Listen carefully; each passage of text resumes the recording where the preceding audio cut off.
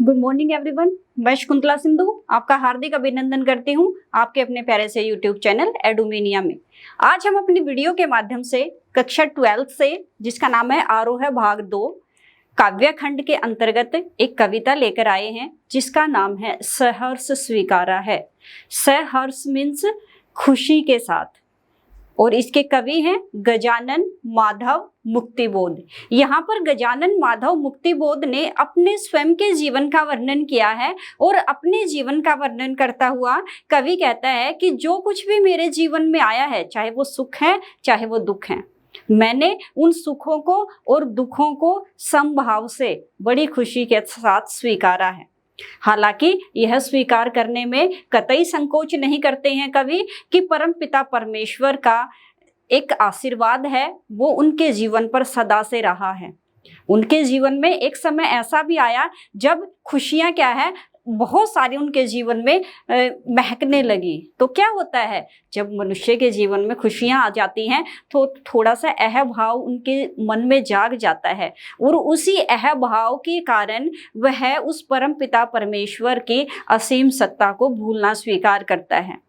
लेकिन कवि स्वयं परम पिता परमेश्वर से प्रार्थना करते हैं और कहते हैं कि एक समय ऐसा आया जब मैं आपको भूल चुका था, तो उस भूलने की कठोर से कठोर सजा भी वह पाना चाहता है, और कहता है कि आपके आशीर्वाद के कारण ही मेरा जीवन है वो सफलतापूर्वक सुचारू रूप से चल रहा है। तो चलिए हम फटाफट अपनी वीडियो को स्टार्ट करते हैं, जिसका नाम है सहर्ष स्वीकारा है, और कवि हैं गजानन माधव मुक्तिबोध जी। यहाँ पर गजानन माधव मुक्तिबोध जी ने सहर्ष स्वीकारा है एक लंबा चौड़ा काव्य संग्रह, विशाल काव्य संग्रह भूरी भूरी खाक धूल से लिया गया है। कुछ पंक्तियां यहाँ पर चित्रित हैं, कुछ पंक्तियां यहाँ पर अंकित की गई हैं, तो देख लेते हैं। सहर्ष स्वीकारा है, क्या स्वीकारा है कवि ने? जिंदगी में जो कुछ भी है या जो भी है, सहर्ष स्वीकारा है, इसलिए कि जो कुछ भी मेरा है वह तुम्हें प्यारा है। गर्बीली गरीबी यह वे गंभीर अनुभव सब, यह विचार वैभव सब, दृढ़ता यह भीतर की सरिता, यह अभिनव सब। मौलिक है इसलिए कि पल पल में जो कुछ भी जागृत है, अल्पक है, संवेदन तुम्हारा ही है। प्रसंग लिखेंगे कि प्रस्तुत पद्यांश या प्रस्तुत काव्यांश या प्रस्तुत पंक्तियां हमारी हिंदी की पाठ्य पुस्तक आरोह भाग 2 के अंतर्गत सहर्ष स्वीकारा है, जो गजानन माधव मुक्तिबोध द्वारा रचित कविता है। इनके विशाल काव्य संग्रह भूरी भूरी खाक धूल से चित्रित है। प्रस्तुत कविता में कवि ने परमपिता परमेश्वर के आशीर्वाद का वर्णन किया है, और उन आशीर्वाद के कारण उनके जीवन में जो कुछ भी है उसका सारा श्रेय परमपिता परमेश्वर को देते हैं। और वर्णन करते हुए यानी सरलार्थ करते हुए लिखेंगे, जिंदगी में जो कुछ भी है कवि खुले भाव से स्वीकारता है, खुले मन से, खुले विचारों से स्वीकार कर रहा है कि मेरे जीवन में जो कुछ भी है वह परमपिता परमेश्वर के आशीर्वाद के परिणाम स्वरूप ही है। और यदि मेरे जीवन में परमपिता परमेश्वर के आशीर्वाद के कारण चाहे मेरे जीवन में सुख आए हैं चाहे मेरे जीवन में दुख आए हैं, उन सुखों को और उन दुखों को मैंने समभाव से बड़ी खुशी के साथ स्वीकार किया है, अंगीकार किया है, यानी स्वीकृत कर लिया है। इसलिए कि क्यों स्वीकार किया है कवि ने, इसका कारण भी बता रहा है आपको। और क्या कहते हैं कि इसलिए मैंने स्वीकार किया है क्योंकि जो कुछ भी मेरा है, जो कुछ भी आपने मुझे अपने आशीर्वाद के परिणाम स्वरूप दिया है, जो मेरा है आपने मुझे इसलिए दिया है क्योंकि वह आपको भी अत्यधिक प्रिय है। चाहे सुख आपने दिए हैं वो आपको अच्छे लगते हैं, चाहे मेरे जीवन में दुख आए हैं वह भी आपके आशीर्वाद का ही परिणाम है। यानी जो मेरे जीवन में है, चाहे सुख है चाहे दुख है, प्रेम है, प्यार है, दुख है, वो सब तुम्हारे आशीर्वाद के परिणाम स्वरूप है, आपके आशीर्वाद का परिणाम है। क्योंकि जो चीजें मुझे दी हैं वह चीजें आपको भी अत्यधिक प्यारी लगती हैं, अच्छी लगती हैं। और क्या कहते हैं कवि, गर्बीली गरीबी है। कवि अपना खुले भाव से वर्णन कर रहा है, बिना किसी संकोच के, निसंकोच होकर कह रहा है मेरा जीवन गरीबी से भरा हुआ है, लेकिन जो मेरी गरीबी है वह गर्वीली है। गर्वीली मीन्स गर्व से भरी हुई। मुझे अपनी गरीबी पर अभिमान है। मजबूरी में मैंने किसी के सामने अपना हाथ नहीं फैलाया है। इतना आत्मसम्मान, इतना अभिमान मेरे अंदर है कि जो मेरी गरीबी है वो गर्व से भरी हुई है। आगे कहते हैं ये गंभीर विचार अनुभव, सब मेरे विचार हैं वो अत्यधिक गंभीरता, धैर्यता से भरे हुए हैं। और किसने दिए हैं? परमपिता परमेश्वर ने। जो गरीबी है, जो सुख है, जो दुख है, उनको स्वीकार करने का जो अनुभव है, जो शक्ति है, वह परमपिता परमेश्वर का आशीर्वाद है। और कहते हैं यह विचार वैभव सब, मेरे जो विचार हैं वो ऐश्वर्य संपूर्णता से भरे हुए हैं। यानी मैं चाहे गरीब हूँ लेकिन मेरे विचार हैं वो अत्यधिक ऊंचे हैं। और कहते हैं जो मेरे जीवन में जो कुछ भी है, मेरे उच्च विचार ही मेरा सब कुछ है। और कहता है दृढ़ता यह, मेरे अंदर जो मजबूती है, जो आत्मिक बल है, भीतर की सरिता, मन रूपी हृदय को यहाँ पर सरिता के रूप में चित्रित किया है। और सरिता यानी नदी बहती रहती है। और कवि के मन में क्या बहता है? विचार उत्पन्न होते हैं। अलग अलग प्रकार के विचार क्या है वो उत्पन्न हो रहे हैं, अच्छे अच्छे सुविचार उत्पन्न हो रहे हैं। तो कहते हैं मेरे मन रूपी यानी मेरे विचारों रूपी जो सरिता है वह लगातार बह रही है, अभिनव सब। और जो कुछ भी मेरे जीवन में है मौलिक है, स्वाभाविक है। मौलिक होता है स्वाभाविक, कृत्रिम नहीं है, बनावटी नहीं है, दिखावा मेरे जीवन में नाम मात्र भी नहीं है। सब कुछ एक तरह से कह सकते हैं कि स्वाभाविक है। बिल्कुल भी किसी भी तरह का छल कपट द्वेष नहीं है, सब कृत्रिम है, स्वाभाविक है। आगे कहते हैं कि मेरे जीवन में जो पल पल क्षण क्षण परिवर्तित हो रहा है, बदल रहा है, जो कुछ भी जागृत है मेरे मन में, जो कुछ भी अच्छे अच्छे विचार जागृत हो रहे हैं, अच्छी अच्छी भावनाएं एक तरह से उत्पन्न हो रही हैं, अल्पक है। अल्पक बिना पलके झपकाए यानी स्वाभाविक है। संवेदन तुम्हारा है, तुम्हारे ही आशीर्वाद, तुम्हारे ही संवेदना यानी तुम्हारे ही अनुभव का परिणाम है जो मेरे जीवन में छाया हुआ है। नेक्स्ट वाली पंक्ति में कवि क्या कहते हैं? जाने क्या रिश्ता है, जाने क्या नाता है, जितना भी उड़ेलता हूँ रस भर भर फिर आता है। दिल में क्या झरना है, दिल मीठे पानी का सोता है, भीतर वह ऊपर तुम, मुस्काता चांद जो धरती पर रात भर, मुझ पर त्यों तुम्हारा ही चेहरा वह खिलता वह चेहरा है। प्रसंग वही लिखेंगे। और कवि यहाँ पर वर्णन करते हुए कहते हैं परम पिता परमेश्वर का न जाने ऐसा क्या रिश्ता है, यानी जाने क्या रिश्ता है परम पिता परमेश्वर का न जाने उनके मध्य और मेरे मध्य ऐसा अनजाना सा कौन सा रिश्ता है। अब यहाँ पर कवि दो प्रसंग लेकर साथ में चल रहा है।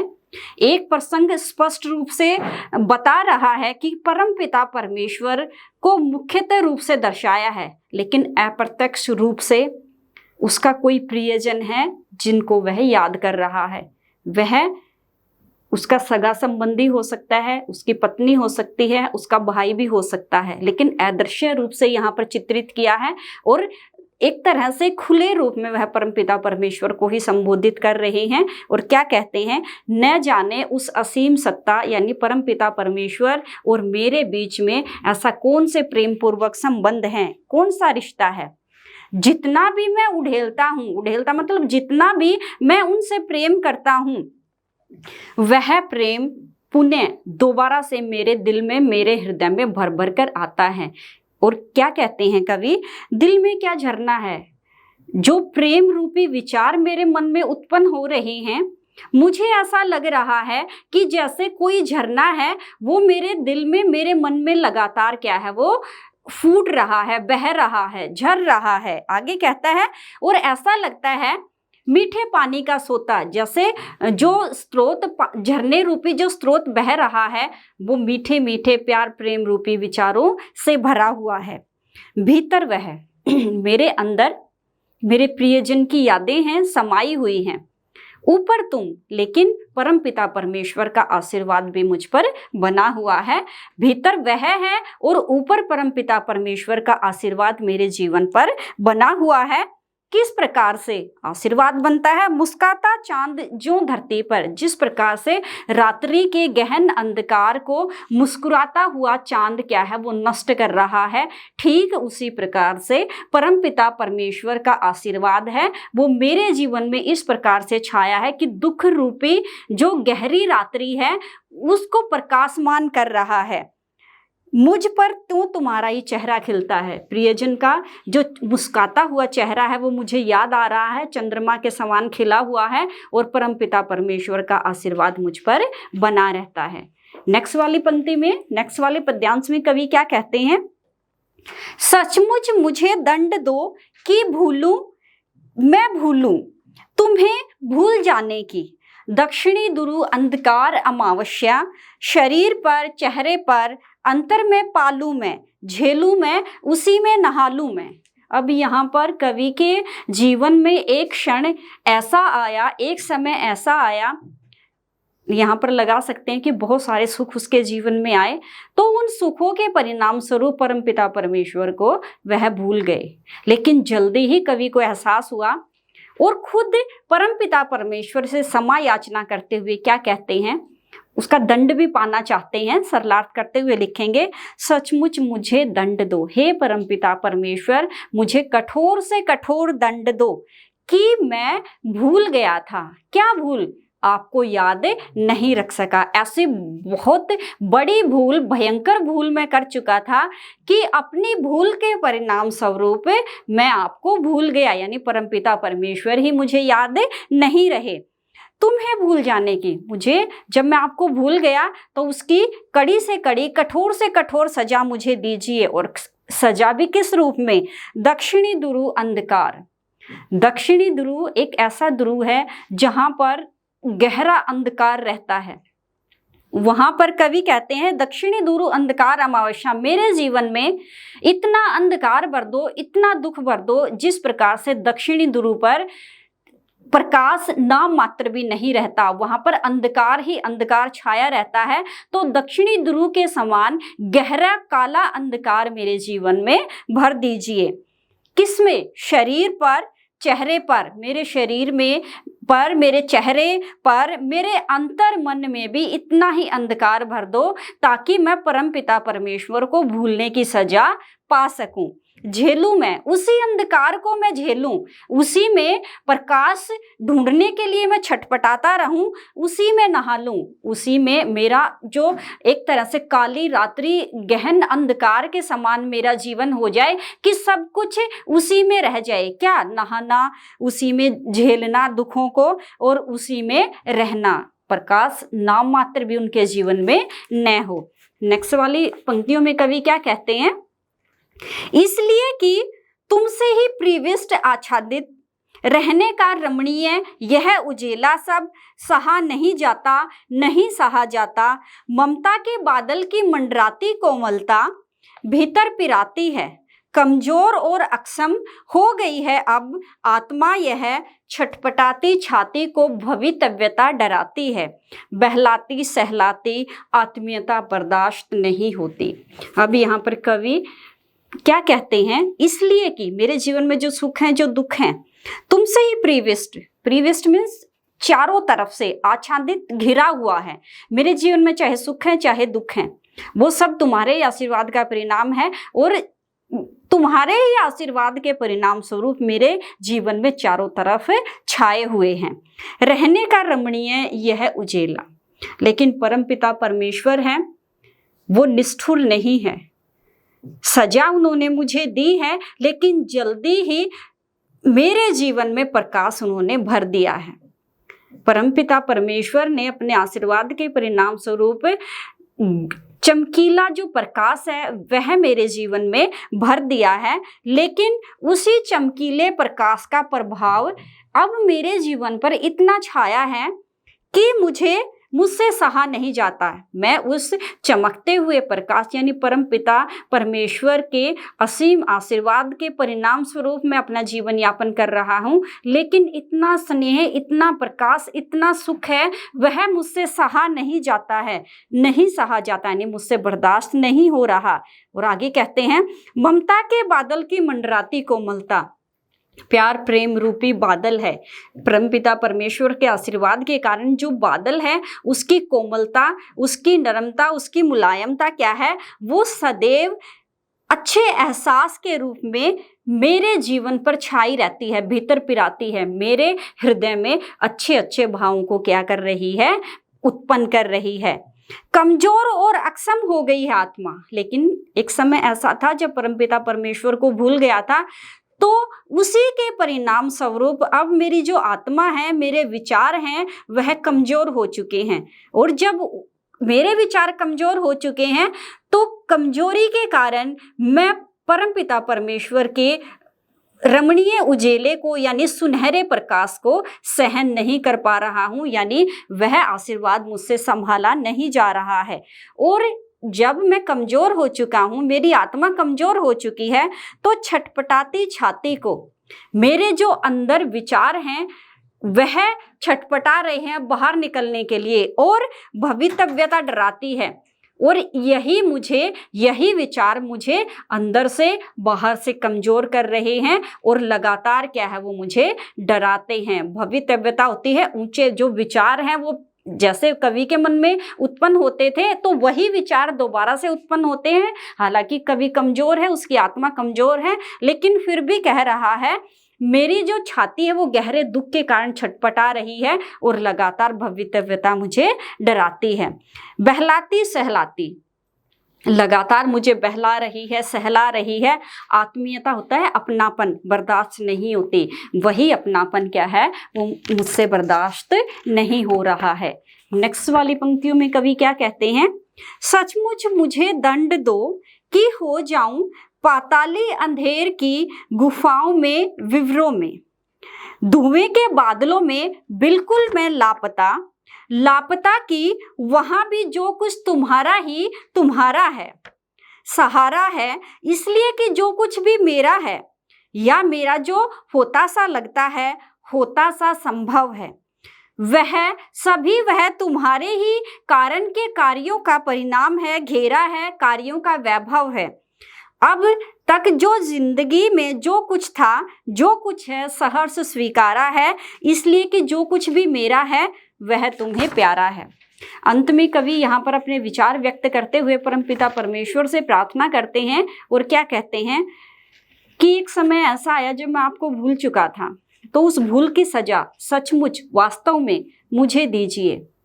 किस रूप में, कि मेरे जीवन में इतना अंधकार भर दो कि पाताली, जमीन के नीचे पाताल में जिस प्रकार से अंधेरी गुफाओं के अंदर भी बहुत गहरे गहरे बिल होते हैं, तो उन्हीं और उन बिलों में अंधेरा छाया रहता है, विव्र होते हैं, गुफाओं में विव्र होते हैं, उनके अंदर जो बिल होते हैं, तो उन्हीं बिलों के अंदर मैं जाकर छुप जाना चाहता हूँ। धुएं के बादलों में, जिस प्रकार से धुएं के बादल छा जाते हैं और हमें रास्ता नजर नहीं आता, तो ठीक इसी प्रकार से धुएं रूपी बादलों में, यानी मेरे जीवन में इतना अंधकार हो जाए, इतना धुआं भर जाए कि मैं अपना रास्ता ही भूल जाऊं, लापता हो जाऊं। लापता कि वहां भी जो कुछ तुम्हारा ही सहारा है। मैं इस समाज से, इस दुनिया से बिल्कुल एक तरह से छुप कर रहना चाहता हूँ, सजा पाना चाहता हूँ तुम्हें भूलने की। और कहते हैं कि मुझे ऐसे गहरी गुफाओं में, पाताल की गहरी अंधेरी गुफाओं के बिलों में मुझे भेज दो। मेरा जीवन है वो धुएं के बादलों से ढक दो, यानी गहरे अंधकार से ढक दो। लेकिन वहां पर भी परमपिता परमेश्वर का आशीर्वाद है, वो मुझ तक सहज रूप से, सरल रूप से पहुंच रहा है। लापता हूं मैं, इस दुनिया से अलग हूं, लेकिन वहां पर भी मेरी खोज खबर लेने वाले परमपिता परमेश्वर हैं, वह, उनका आशीर्वाद मुझ पर छाया रहता है। इसलिए जो कुछ भी है, जो कुछ भी मेरे जीवन में है, या जो कुछ भी मुझे दिया है, मेरा है वह, या मेरा जो होता सा लगता है होता सा संभव है। जो कुछ भी है मेरे जीवन में, सुख है, दुख है, प्यार है, प्रेम है, वह सब तुम्हारे आशीर्वाद के कारण ही संभव है। सभी वह तुम्हारे ही कार्यों का घेरा है। परमपिता मेरे द्वारा किए गए जो कार्य हैं उनका परिणाम परमपिता परमेश्वर के आशीर्वाद के रूप में मेरे जीवन पर छाया हुआ है। यानी सभी मेरे कार्यों का ही परिणाम है जो परमपिता परमेश्वर के आशीर्वाद के कारण मुझ पर छाया रहता है। कार्यों का वैभव है, जो कार्य मैंने किए हैं, अच्छे कार्य किए हैं तो अच्छा फल मुझे मिला है। इसके परिणाम स्वरूप यदि बुरे कार्य मैंने किए हैं तो उसका फल भी मुझे भुगतना पड़ा है। और क्या मेरा जीवन गहन अंधकार से भर जाता है। और कहते हैं कि धुएं के बादल हैं वो मेरे जीवन में छा जाते हैं। यानी एक समय ऐसा आता है जब मैं कमजोर हो जाता हूँ, मेरी आत्मा कमजोर हो जाती है, मुझे प्रकाश नाम की कोई भी चीज वहां पर नजर नहीं आती है। लेकिन वहां पर भी परमपिता परमेश्वर का आशीर्वाद है, क्योंकि मेरे द्वारा किए गए कार्यों का परिणाम क्या है वो मुझे मिलता रहता है। अब तक जो जिंदगी में जो कुछ है मेरे जीवन में, चाहे सुख है चाहे दुख है, जो कुछ भी है वह परमपिता परमेश्वर के आशीर्वाद, उस अद्वैतवाद सत्ता के आशीर्वाद का ही परिणाम है। जो कुछ भी है, जो भी मेरे जीवन में आया है वह इसलिए आया है क्योंकि परमपिता परमेश्वर को वह अत्यधिक प्यारा है। यहाँ पर कवि ने सहर्ष स्वीकारा है, कविता को आपके सामने व्यक्त किया है और अपने जीवन का वर्णन करते हुए कवि ने खुले भाव से स्वीकार किया है। चाहे मैं गरीब हूँ, मेरी आत्मा कमजोर है, या किसी भी प्रकार का कोई छल वैभव नहीं है, विचारों का वैभव है, मीठे पानी का सोता है, ऐसे बहुत सारे शब्दों का बड़ी ही रोचक शैली में प्रयोग किया है।